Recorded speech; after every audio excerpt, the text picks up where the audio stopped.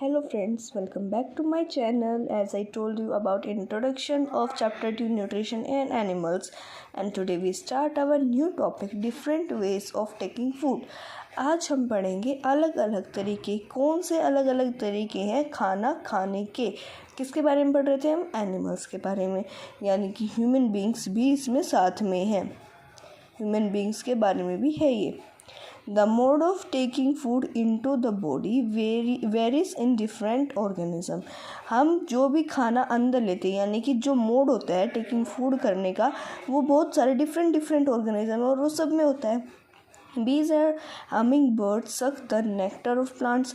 जो humming bird होता है, हमिंग बर्ड एक बर्ड होता है जो बहुत छोटा सा होता है, और वो बीज वो क्या करते हैं, सक करते हैं, यानी कि किसी चीज़ को अपनी तरफ खींचना, उसको बोलते हैं सक करना। वो नेक्टर यानी कि जो फूलों का रस होता है उसको अपनी तरफ खींचते हैं। Infants and of human and many other animal feed on mother's milk. Infants और किसके इन्फेंट्स? ह्यूमन बींग्स के, और मैनी अदर एनिमल, और बहुत सारे एनिमल जो क्या करते हैं, फीड करते हैं मदर के, अपनी मम्मा के मिल्क पे। Snake like the python swallow the animal they prey upon. Snake like python एक सांप का नाम है जो स्वेलो करता है एनिमल्स को, यानी कि उसको डस लेता है। दे प्रे अपॉन मतलब उनको अपना शिकार बनाता है। Some aquatic animal filter tiny food particle. सब जो एक्वेटिक यानी कि जो पानी में रहते हैं, वो क्या करते हैं, टाइनी फूड पार्टिकल्स को फिल्टर कर देते हैं, floating near by and feed upon them. जो कि नियर बाय उनके तेरे होते हैं, यानी कि जो उनके आसपास होते हैं, उनको फिल्टर करके उन्हीं को खाते हैं। Next is activity 2.1. You have to study this. This is very important activity and fill the column very seriously because this is important, because this come in question paper also. Next point is digestion in humans. अब ये आपको मैं digestion in humans बताने से पहले आपको amazing fact बताती हूँ। स्टारफिश के बारे में है, अब सुनो। Starfish feeds on animal covered by hard shell of calcium carbonate. जो स्टारफिश होती है ना, वो फीड करती है एनिमल्स पे जो कवर्ड हो, जिनका हार्ड शेल हो, और किससे कवर्ड हो, वो calcium carbonate. After opening the shell the starfish pops out its stomach through its mouth to eat the soft animal inside.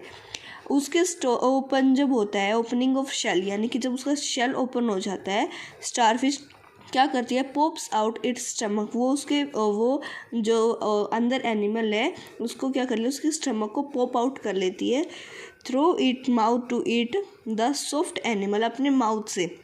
किसको खाने के लिए? जो सॉफ्ट एनिमल शेल के अंदर है उसको खाने के लिए। The stomach then goes back into the body and the body is slowly digested. फिर जो वो स्टमक के अंदर क्या चला जाता है, वो बॉडी है जो सॉफ्ट एनिमल है अंदर, वो फूड के उससे अलग अंदर चला जाता है और वो डाइजेस्टेड मतलब डाइजेस्ट होना शुरू हो जाता है। आपको ये स्टारफिश के बारे में पता था तो मुझे ज़रूर कमेंट करके बताएं। We take in food through the mouth. हम सबको पता है हम खाना माउथ से खाते हैं। डाइजेस्ट एंड यूटिलाइज इट, यानी उसको डाइजेस्ट करते हैं और फिर उसका यूटिलाइज करते हैं। The unused part of food are defected, यानी कि जो अनयूज पार्ट है वो क्या हो जाता है, डिफेक्टेड हो जाता है।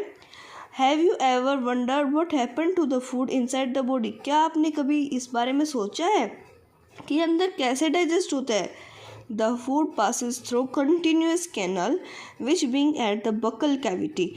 जो फूड है वो किससे पास होता है, एक कॉन्टीन्यूस कैनाल होती है which being at the buccal cavity. Buccal cavity क्या होता है, जहाँ पे आपके माउथ में क्या टंग और टीथ प्रेजेंट होते हैं, उस स्पेस को बोलते हैं buccal cavity.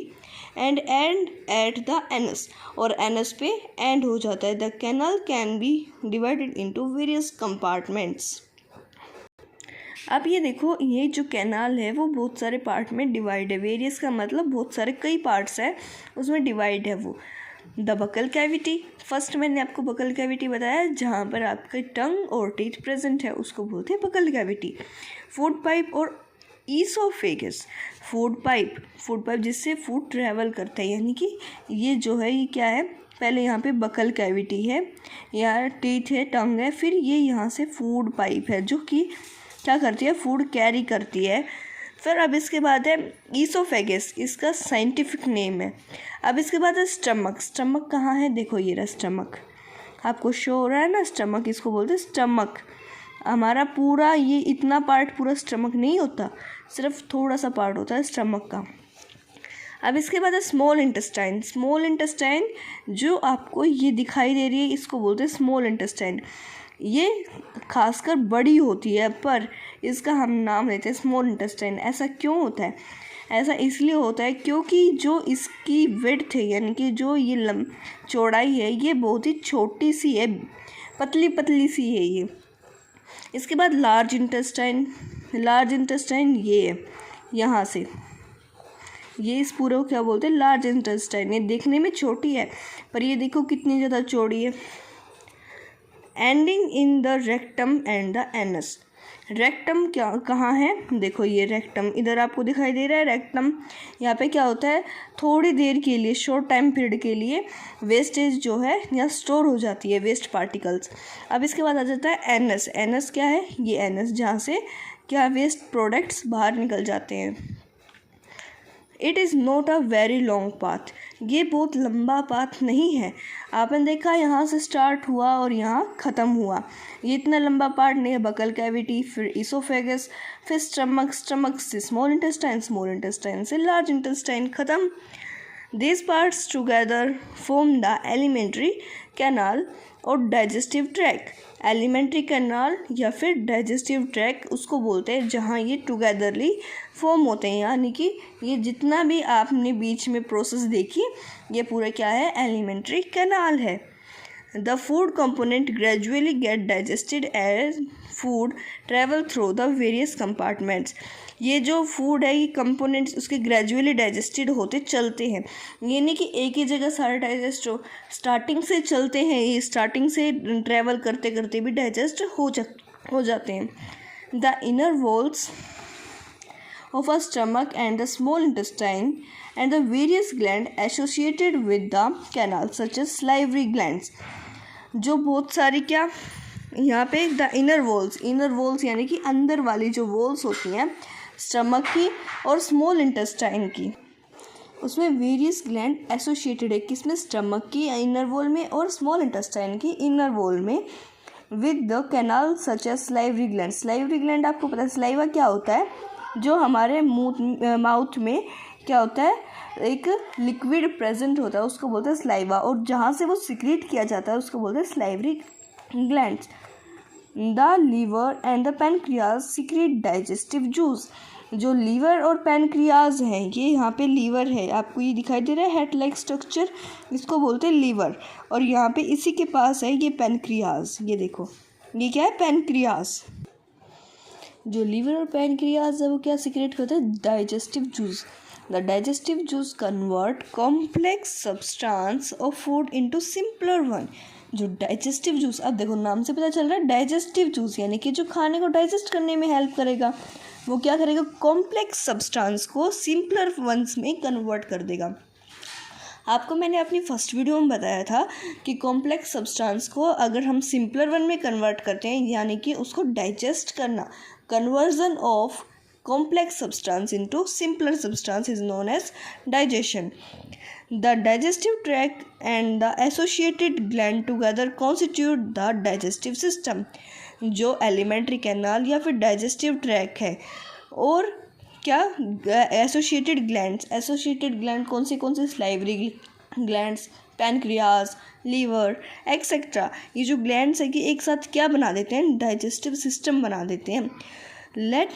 now let we us know what happen the food in different part of digestive tract। अब हम पढ़ेंगे कि क्या होता है फूड का डिफरेंट पार्ट्स में डाइजेस्टिव ट्रैक के।